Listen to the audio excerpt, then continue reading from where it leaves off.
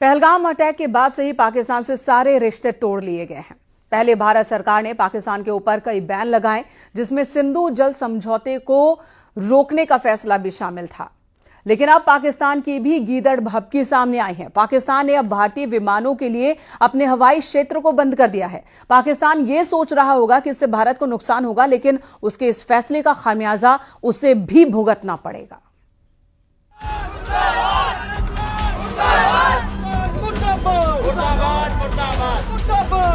यहाँ पे उसने बोला कि ये शायद मुस्लिम नहीं है, उसने उसको गोली मार दी। हमले की साजिश रचने वालों को उनकी कल्पना से भी बड़ी सजा मिलेगी।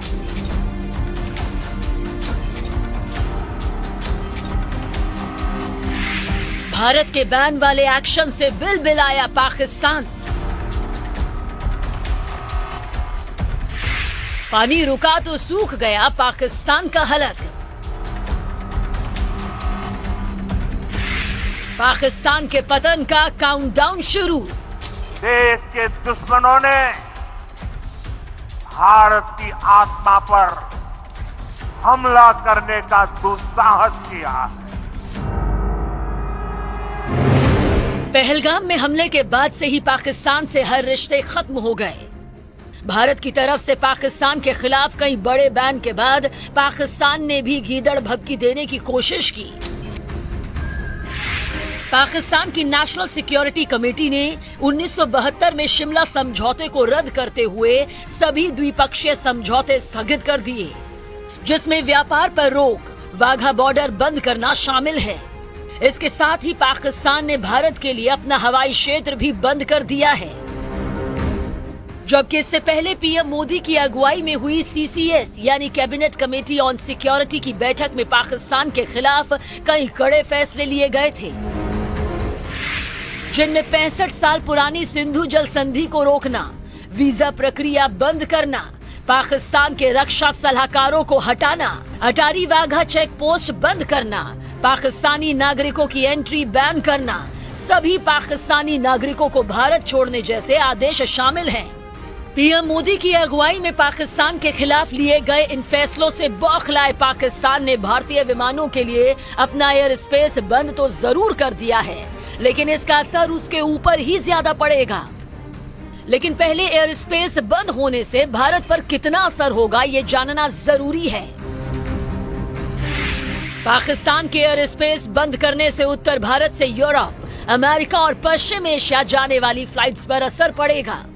इन उड़ानों को अब गुजरात या महाराष्ट्र के रास्ते अरब सागर की ओर मुड़ना पड़ेगा, जिससे उड़ान का समय औसतन 70 से 80 मिनट बढ़ जाएगा। इससे भारतीय एयरलाइनों को ज्यादा ईंधन खर्च करना पड़ेगा, जिससे उन्हें घाटा होगा। लेकिन सबसे बड़ा नुकसान पाकिस्तान को खुद होता है। पिछली बार एयर स्पेस बंद करने से पाक को करीब $50 मिलियन यानी लगभग 400 करोड़ रुपए की आमदनी का नुकसान हुआ था। मतलब दुनिया भर से कटोरा लेकर भीख मांग रहे, आर्थिक तंगी से जूझ रहे पाकिस्तान के लिए ये बहुत बड़ा झटका साबित हो सकता है। पाकिस्तान की कमर तोड़ने वाला फैसला भारत सरकार पहले ही कर चुकी है। 1960 में हुए सिंधु जल समझौते को सस्पेंड करके, यानी भारत के इस एक्शन के बाद 40 डिग्री का तापमान झेल रहे पाकिस्तान का हलक सूखने लगा है।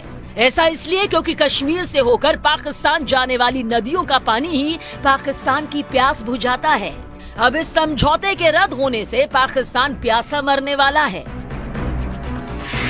पाकिस्तान की 80% से ज्यादा सिंचाई प्रणाली सिंधु जल पर निर्भर है।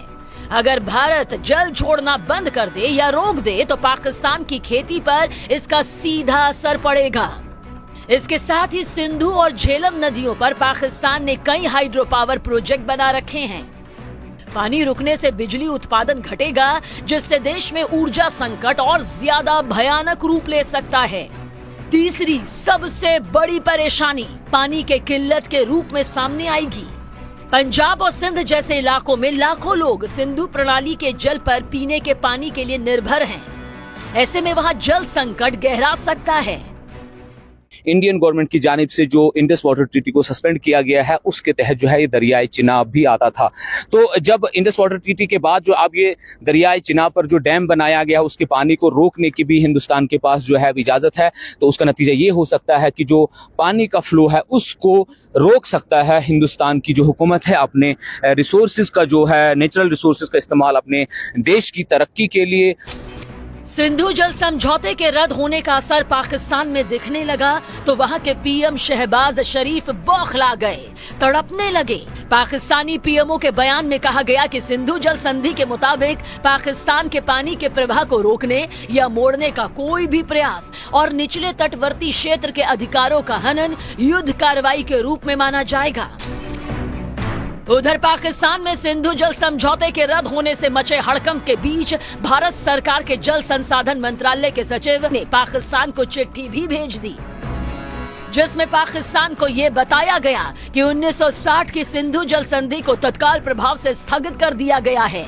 यही नहीं, केंद्र सरकार ने पाकिस्तान सरकार के एक्स हैंडल को भारत में बैन कर दिया है।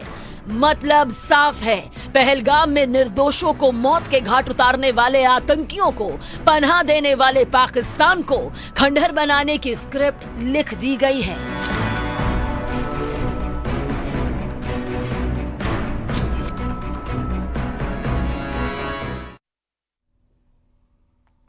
सुरक्षा बलों ने पहलगाम की बैसरन घाटी में पर्यटकों को गोली मारने वाले आतंकियों की तलाश तेज कर दी है। न सिर्फ पहलगाम बल्कि आसपास के कई जिलों में सर्च ऑपरेशन चल रहा है। आतंकियों को तलाश निकालने के लिए ड्रोन से लेकर हेलीकॉप्टर तक का इस्तेमाल किया जा रहा है, ताकि किसी भी सूरत में पर्यटकों को निशाना बनाने वाले आतंकी बचकर भाग न जाए। पहलगाम की बैसरन घाटी को बंद करने के बाद पूरे इलाके में सर्च ऑपरेशन शुरू किया गया। जगह जगह सुरक्षा बलों की नई चौकियां बनाई गई हैं। इसके अलावा पूरे इलाके को घेरकर जंगलों में आतंकियों की तलाश तेज कर दी गई है। सीआरपीएफ की एक और टीम जो क्यूआरटी टीम है, क्विक रिस्पांस टीम, निकल चुकी है इस ऑपरेशन को अंजाम देने के लिए। इन्हें बताया गया है कि एक इलाके को घेरना है। इसके अलावा पहाड़ियों पर भी आतंकियों को तलाशा जा रहा है। सुरक्षा बल के जवान आधुनिक उपकरणों की मदद से पहाड़ियों पर नजर बनाए हुए हैं।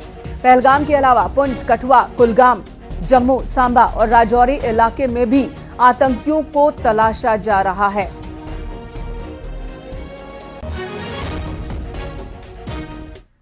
सीआरपीएफ की एक और टीम जो क्यूआरटी टीम है निकल चुकी है इस ऑपरेशन को अंजाम देने के लिए। इनको बताया गया है कि एक और एरिया को घेरना है और आप देख सकते हैं ये तैयारी कर रहे हैं और यहां से निकल रहे हैं, पूरी तरह से मुस्तैद है यहां पे क्यूआरटी। आप देख सकते हैं कि क्यूआरटी के बाकी लोग लगातार इस एरिया में हैं और ये आ रहे हैं और आगे की तरफ जा रहे हैं। और ये आप देख सकते हैं किस तरीके से हर चीज पे नजर है। ये देख सकते हैं आप यहां पर ही पहाड़ों पे नजर रखी जा रही है। ये देख सकते हैं आप किस तरीके से दूरबीन, जो लेटेस्ट गैजेट्स हैं सीआरपीएफ के पास, उनके जरिए इन पूरे माउंटेन्स को खंगाला जा रहा है। इन पूरे माउंटेन्स पे नजर रखी गई है।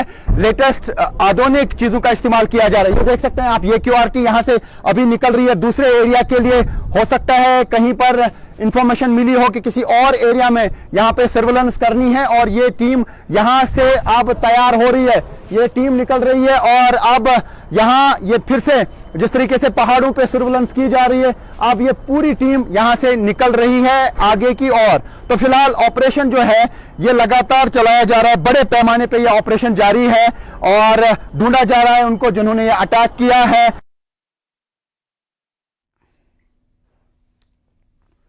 जम्मू कश्मीर के राजौरी में सेना के आतंकियों के साथ मुठभेड़ हुई। सुरक्षा बल ने पूरे इलाके को चारों तरफ से घेरा। 24 घंटे में जम्मू कश्मीर में चौथा एनकाउंटर हुआ। दोनों तरफ से भारी गोलीबारी हुई। जेएनके के राजौरी में आतंकियों से मुठभेड़। सुरक्षा बलों ने पूरे इलाके को घेर लिया है। दोनों तरफ से गोलीबारी जारी है।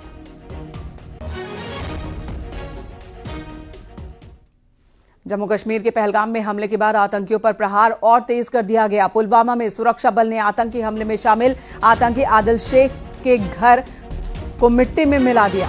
बताया जा रहा है कि आदिल शेख पहलगाम हमले में शामिल था, जिसमें 27 पर्यटकों की जान गई। पहलगाम हमले के बाद एक्शन तेज है। आदिल शेख का घर गिराया गया। आतंकी आदिल शेख जो इस हमले में शामिल था।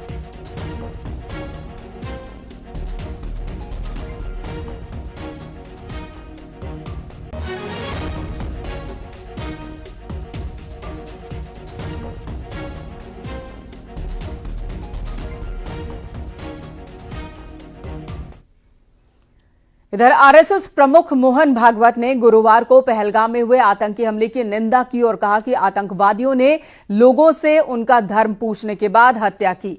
हिंदू कभी ऐसा नहीं करेगा। मोहन भागवत ने आगे कहा कि ये लड़ाई धर्म और अधर्म के बीच है।